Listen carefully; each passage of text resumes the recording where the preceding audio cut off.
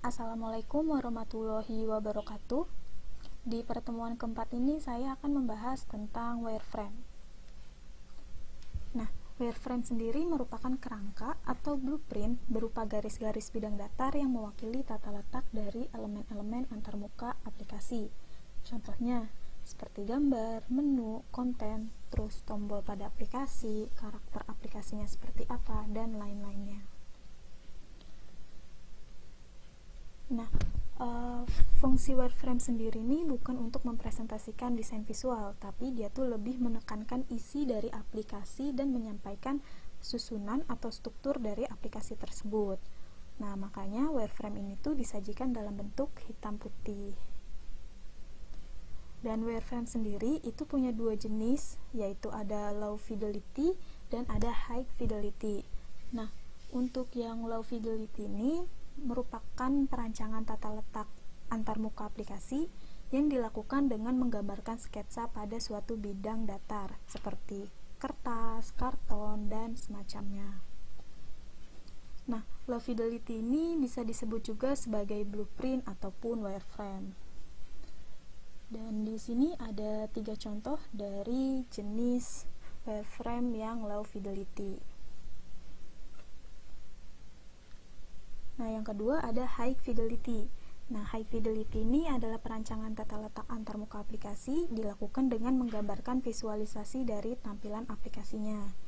Nah, high fidelity ini sama aja kayak mockup. Jadi, dia lebih ke visualisasi desainnya. Desain si aplikasinya kayak gini.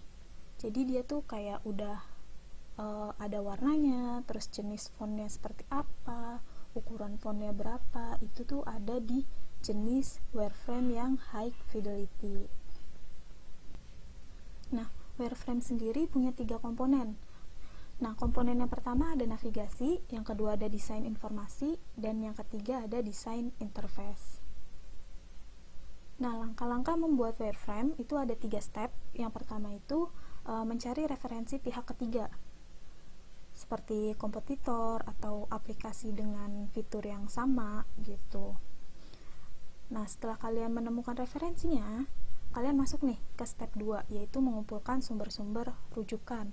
Nah, sumber-sumber ini tuh digunakan untuk memperkuat bahwa si wireframe ini tuh dibangun atau dibuat sesuai dengan aplikasi pada umumnya gitu.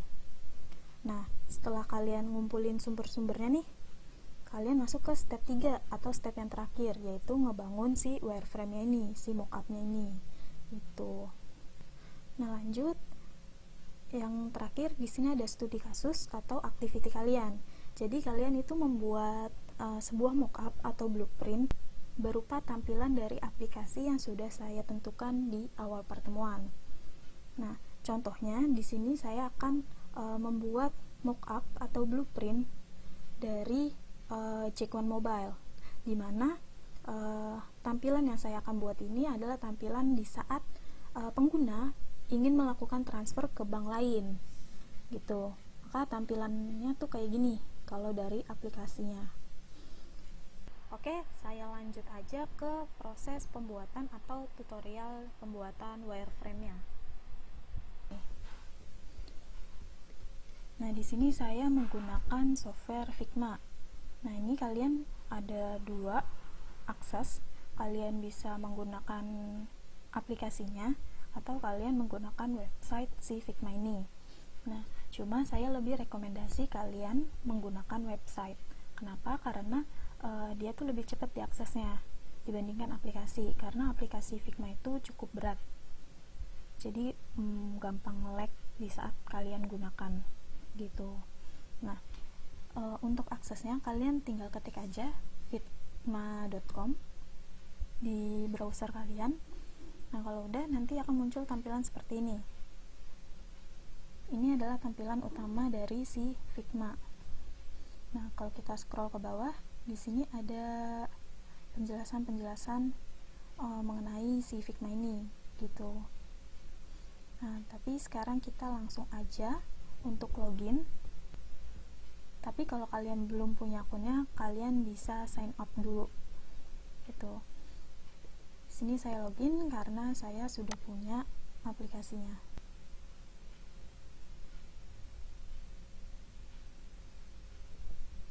Nah, ini merupakan homepage dari si Figma ketika kalian udah login akun.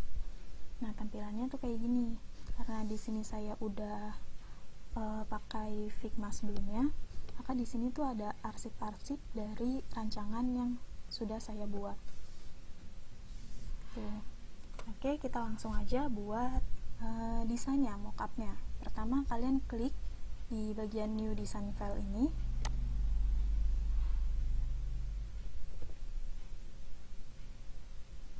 Nah, nanti akan muncul tampilan seperti ini. Ini merupakan lembar kerja kalian. Sebelum masuk ke proses pembuatan mockupnya, di sini saya mau kasih tahu dulu kalau saya nggak akan jelasin secara detail fungsi-fungsi dari ikonnya. Di sini saya hanya menjelaskan sedikit tentang icon-icon yang akan digunakan di minggu keempat ini atau di pertemuan keempat ini.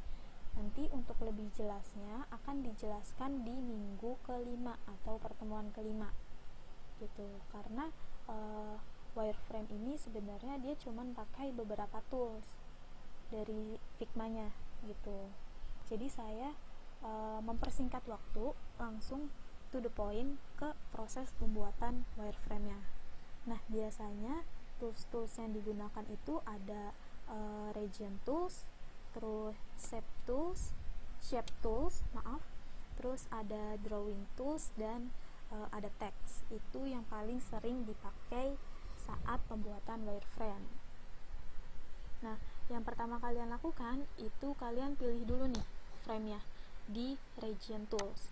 Kalian klik di region tools-nya, terus kalian pilih frame. Nah, setelah kalian pilih, nanti akan muncul tampilan seperti ini di sebelah kanan, dimana di sini ada beberapa jenis frame, yaitu ada phone, tablet, dan lain-lainnya.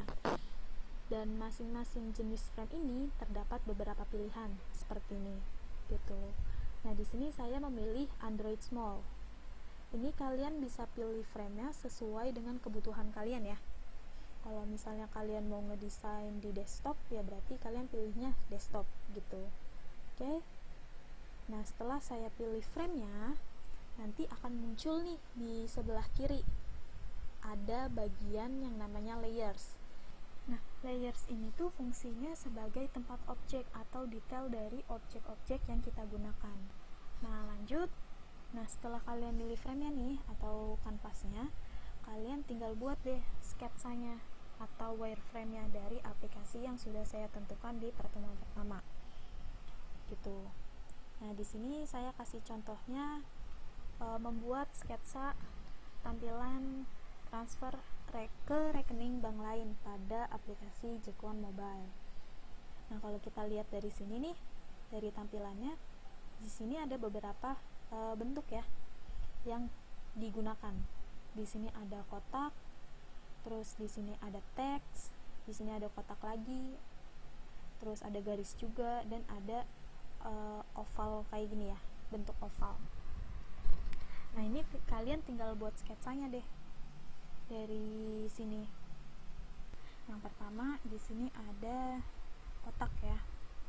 Jadi saya pilih shape tools, lalu pilih toolsnya yang rectangle. Ini saya klik, lalu saya drag ke kanvas saya atau ke frame saya. Nah, untuk ukurannya kalian bisa sesuaikan dengan keinginan kalian atau contoh dari tampilan pada aplikasi kalian gitu. Nah, kalau udah, lanjut deh ke sketsa yang selanjutnya. Nah, di sini ada icon ya. Nah, untuk icon ini saya nggak langsung tambahin pakai icon, tapi saya lebih menggunakan sebuah teks untuk menandakan kalau di sini tuh tombol kembali loh. Ini kan tombol back ya, tombol kembali. Terus ini tombol home gitu. Saya lebih menggunakan teks. Nah, itu tergantung inspirasi kalian sih. Kan setiap orang pasti punya inspirasi masing-masing ya. Maksudnya punya ekspektasi terhadap sketsanya masing-masing. Itu kalian bebas. Kalau kalian misalnya mau langsung menggunakan icon, itu boleh. Kalian bisa cari di website atau di plugins, itu bebas. Cuman saya nggak ngejelasin itu di minggu ini, saya akan ngejelasinnya di minggu depan. Oke, karena di sini saya akan fokus kepada wireframe-nya, sketsanya gitu. Oke, saya balik lagi ke lembar kerja saya. Di sini saya menggunakan text tools. Nah, sini saya buat kembali.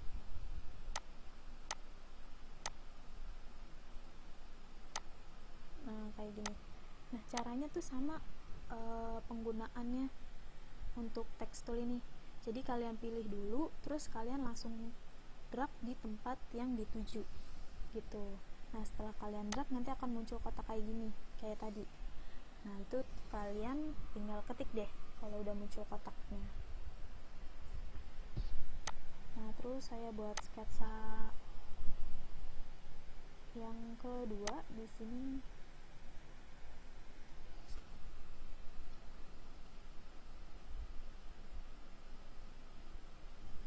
Apa ya tulisannya?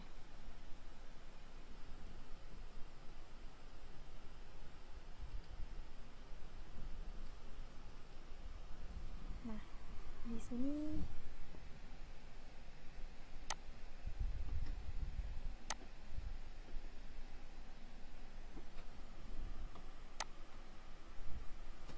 nah nih kayak gini. Kalau misalnya kalian mau ngedit tulisannya, itu kalian bisa ke bagian sebelah kiri. Jadi sebelah kiri itu lebih ke settingannya, sedangkan sebelah kanan tuh lebih ke layersnya. Maksudnya detail dari tools apa aja sih yang kalian gunakan di layer ini gitu. Oke, misal di sini saya mau buat tulisan ini tuh rata tengah. Itu kalian bisa ke bagian teks yang ada di sebelah kanan, terus pilih yang ini gitu kan. Di sini ada inter ya. Inter ini merupakan style font, apa font style ya, pokoknya apa sih style dari jenis tulisannya gitu. Nah, untuk yang reguler ini dia tuh lebih ke jenis tulisannya, apakah dia bold atau italic gitu. Itu ada di bagian sini. Nah, sini. Nah, kalau ini font size-nya gitu. Misal di sini saya ubah deh jadi bold. Nah, nanti akan berubah seperti ini. Tuh.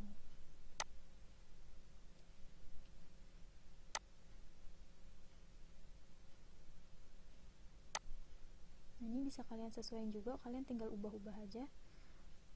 Kayak gini misalnya nih. Jadi disesuaiin aja kursornya.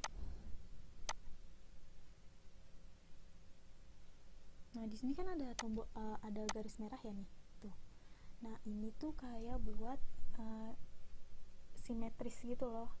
Jadi kayak objek satu dengan objek yang lainnya tuh jadi bisa sejajar gitu. Nah, itu fungsi dari yang garis-garis merah itu. Oke.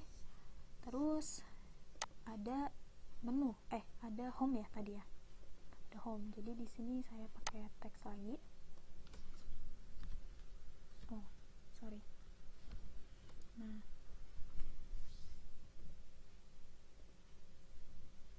kayak gini deh. Nah, ini sketsanya dari tampilan yang mobil Jack One ini.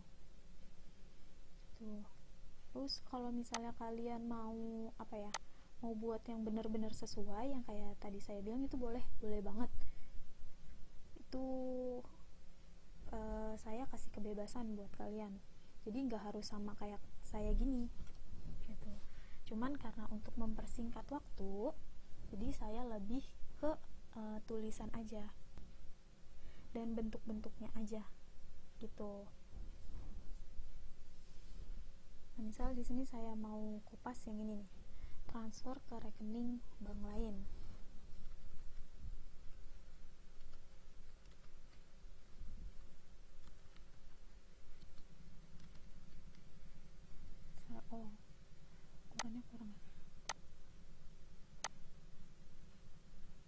kalian boleh kayak gini,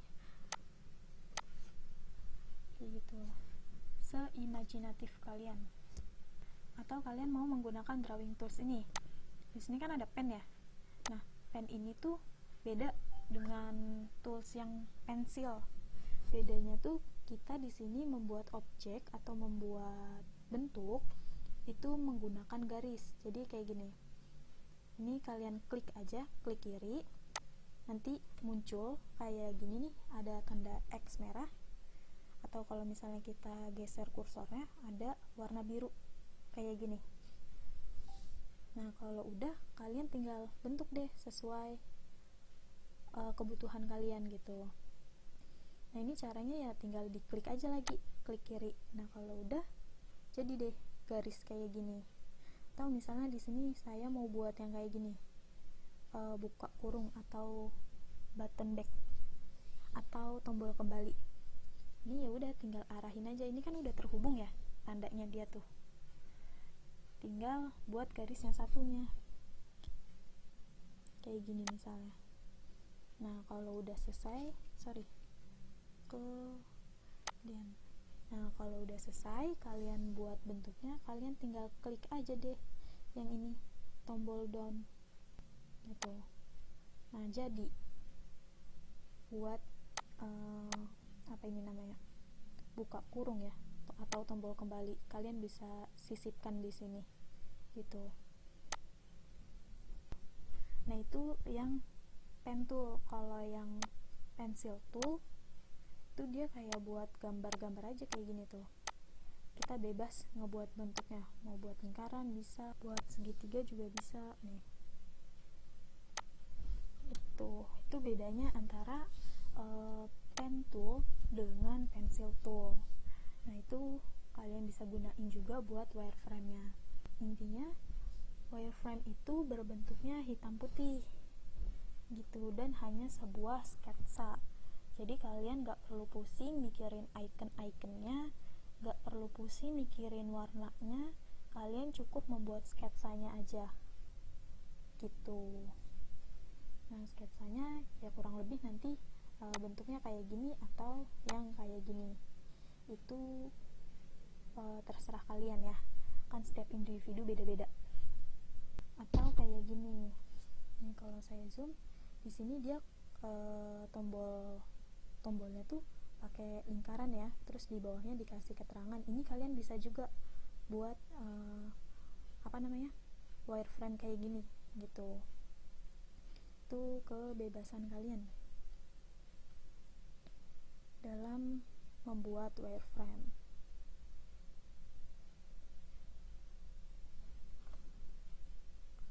Oke, mungkin itu aja materi dan tutorial yang bisa saya sampaikan di pertemuan keempat ini.